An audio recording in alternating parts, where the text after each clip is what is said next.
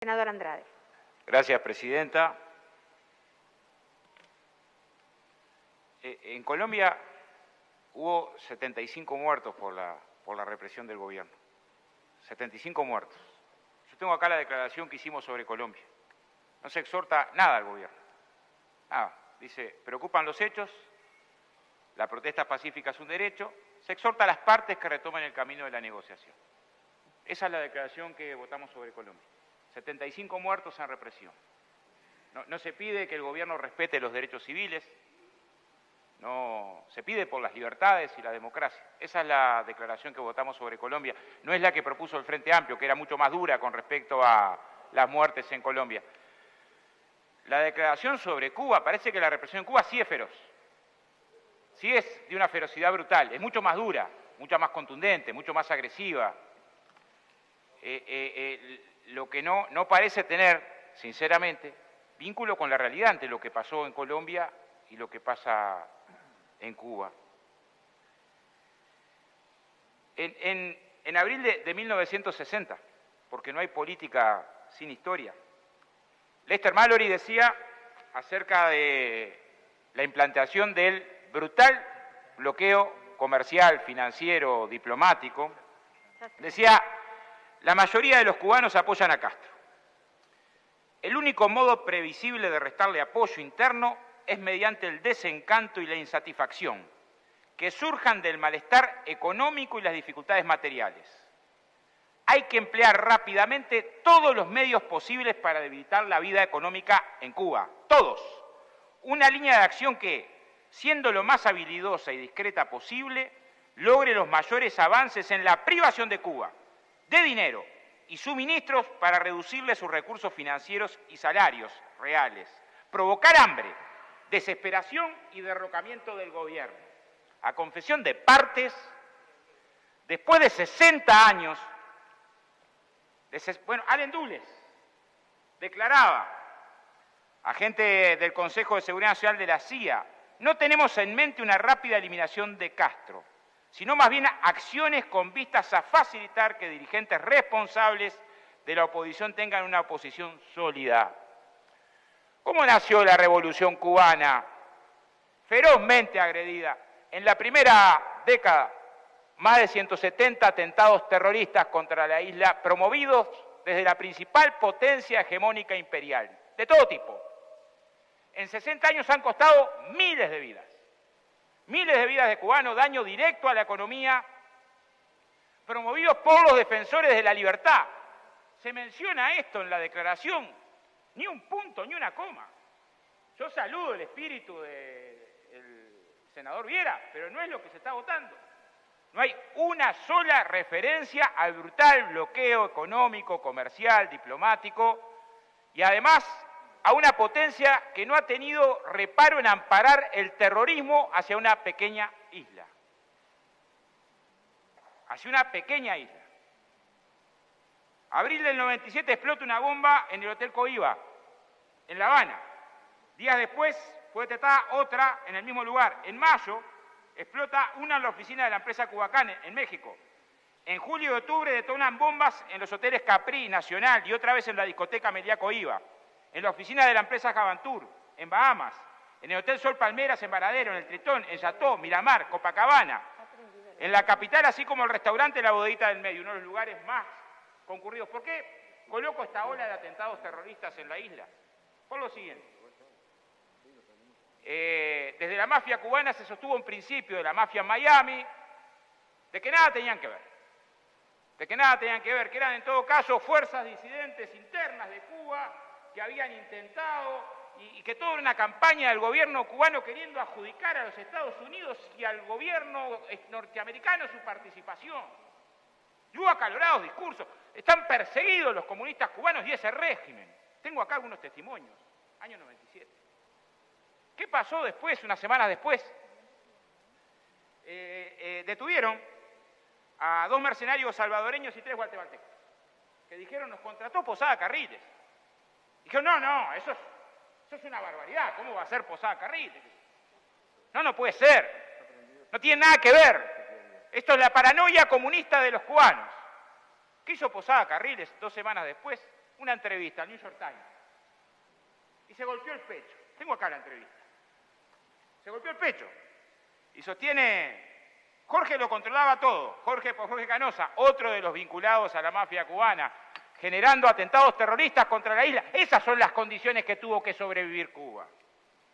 Decía, en cualquier momento necesitaba dinero, di $5.000 por cada bomba que ponían en el hotel. Por cada bomba, a mercenarios guatemaltecos y salvadoreños. Esas son las condiciones. Y dice que además, en la entrevista, que cualquiera puede acceder hoy, ¿no?, sostiene que el FBI y la CIA lo apoyaban. Esas son las condiciones políticas. ¿O no fueron las condiciones políticas que permitieron el secuestro de Liang en el año 99? Problemas económicos en Cuba, de todos los colores hay problemas económicos en Cuba. Y en Guatemala, y en El Salvador, y en Haití, sin bloqueo. No hay problemas económicos, no hay hambre, no hay dificultades. El gobierno de Trump aplicó 243 medidas nuevas para profundizar el bloqueo comercial, económico. La principal potencia imperialista en una pandemia les niega el ingreso de ventiladores. Estamos preocupados por los cubanos si no colocamos una frase en la declaración. Sinceramente, como Senado de la República, en medio de una pandemia, tenemos algo de solidaridad con el pueblo cubano y podemos, en la misma declaración en la que estamos condenando la forma en la que los cubanos eligieron, me puede gustar más o menos, pero la Constitución de Cuba la votaron los cubanos. En el último año, 19 buques fueron sancionados por llevarles combustible.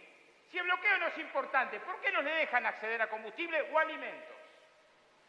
Es una especie de profecía autocumplida que viene de la enmienda Platt, ¿no? Viene de principios del siglo XX, de una vieja historia de intervencionismo norteamericano que ha decidido que si un gobierno no le gusta lo golpea, porque si algo no puede hablar el gobierno norteamericano es de la democracia.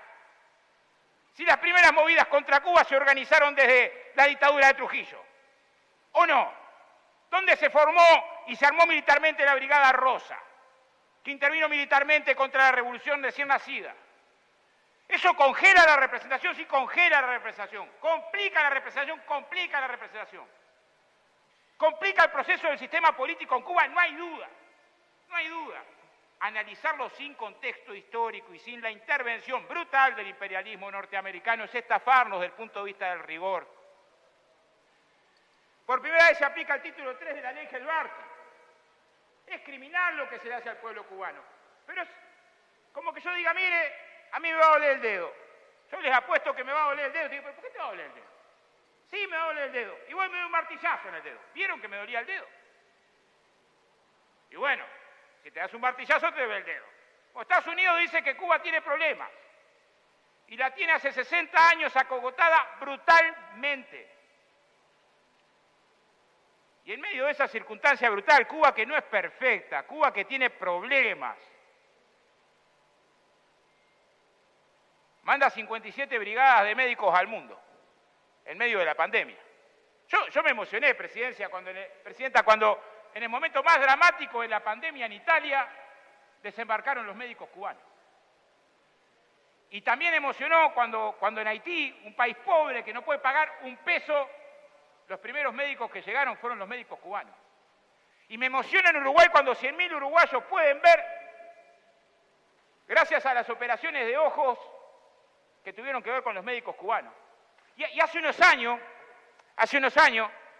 participando de una brigada solidaria en el hospital de Nueva Palmira, se me acerca una médica que me dice, emocionada, soy hija de un trabajador de la construcción. Y a mí me emociona eso porque tenemos muchas dificultades los trabajadores de la construcción para que nuestros hijos lleguen a la universidad, muchísimas dificultades, histórico. Y se había graduado en Cuba, ¿sabe? Como más de 500 gurises de familias pobres del Uruguay que se graduaron gratuitamente en Cuba. Cuba tiene problemas, ¿qué no va a tener problemas? Ahora, si el bloqueo parece que es intrascendente, ¿por qué no levantan el bloqueo? ¿Por qué no le hacen caso al reclamo casi unánime de la comunidad internacional? Si parece que no tuviera nada que ver en las dificultades que atraviesa el sistema cubano en lo económico, para acceder a alimentos, para acceder a energía, Nosotros estamos para defender el derecho a la protesta en cualquier lugar, también en Cuba. Pero nadie puede decir que esta declaración no es sesgada. Miremos, comparémosla honestamente con la misma declaración que hicimos sobre Colombia, que se quieren colocar como espejo. Claramente es una declaración sesgada que tiene mucho que ver también con algo que no se menciona y que está demostrado, que en medio de la circunstancia que se vivió en Cuba también hubo una campaña brutal desde afuera de fake news, noticias falsas compartidas en medios. Sobre eso no vamos a opinar. Hay documentación, pero amplísima documentación, la tenemos arriba de la mesa, de cómo incidieron fuertemente desde las redes sociales, no desde Cuba. Y yo sé que en Cuba hay cubanos que tienen una mirada crítica del gobierno y del proceso, ¿cómo no voy a saber? Abiertamente te lo dicen. Ahora, analizar el proceso cubano sin relacionar la injerencia, en este caso brutal, de todos los medios que en coro salieron a levantar fotos de un niño muerto por una pandilla en Venezuela como que hubiera pasado en Cuba, y no darnos cuenta de un proceso de injerencia que ha sido brutal y que desde que nació la revolución ha tenido un objetivo: favorecer las condiciones para la intervención militar norteamericana, que habla de la democracia y la libertad, pero tiene una cárcel en Guantánamo con torturas extrajudiciales de las que no decimos nada. Esa es la circunstancia. Entonces no podemos mirar Cuba fuera de esa geopolítica. No se trata de defender lo indefendible, de ceguera, de no querer mirar. Pero claramente no nos representa esta declaración. Por atentados desde fuera de Cuba, le ha costado la vida en estos 60 años, por lo mínimo, a 3.478 cubanos. Pongámonos en ese lugar. Porque yo entiendo, tenemos que generar las mayores condiciones para la libertad de expresión, de proceso. 3.478 cubanos muertos por atentados promovidos desde los Estados Unidos en 60 años. Y la discapacidad de 2099, entre estos también hay niños, denunciados en la Asamblea de la ONU. Sobre eso no decimos nada. ¿Cuánto nos cuesta opinar sobre los poderosos? Porque del régimen cubano una crítica enorme. Después saludamos, y hemos visto a partidos saludar al régimen chino. De acá, ¿eh? O sea, el régimen cubano y las libertades, y parece que también la valoración del sistema político que cada pueblo se da tiene que ver con la potencia económica que tiene ese pueblo. Y según eso, las relaciones diplomáticas. Si sos pobre, estás bloqueado, y el imperialismo que nos toca de turno te agrede, rápidamente nuestra valoración es una, y si no, es otra. Entonces, voy a terminar con lo siguiente. La revolución cubana, pido que se me apare, presidente. Sí, senador, lo que me están solicitando es si usted pero puede... no es la forma, me parece, presidente. No, pero... No es la forma, presidenta. Senador, pido que se me ampare en el tiempo. Senador, le estamos amparando en el tiempo, le vamos a solicitar... Bueno, si me deja... A ver, senador, si me permite, senador... El senador siempre tiene un timbre de voz que varios me han pedido en varias sesiones que hoy le vamos a pedir, por favor, si puede bajar un tono a efectos de continuar con su alocución. Gracias. Yo creo que ninguna medida puede ser de solidaridad, ninguna medida puede ser efectiva de solidaridad con el pueblo cubano si no se plantean medidas que tienen que ver con los que han logrado establecer, bloquearle a Cuba el acceso a medicamentos, bloquearle a Cuba y a los cubanos el acceso a alimentos, bloquearle a Cuba y a los cubanos el acceso a salud, establecer que Cuba es un peligro y un país cooperador del terrorismo y por lo tanto asfixiarlo financieramente. Creo que ninguna declaración que no tenga en cuenta estas cosas puede contar con los votos del Frente Amplio, porque sería una declaración que no tiene en cuenta la realidad y la verdad de lo que está pasando en Cuba hoy. Gracias, presidenta.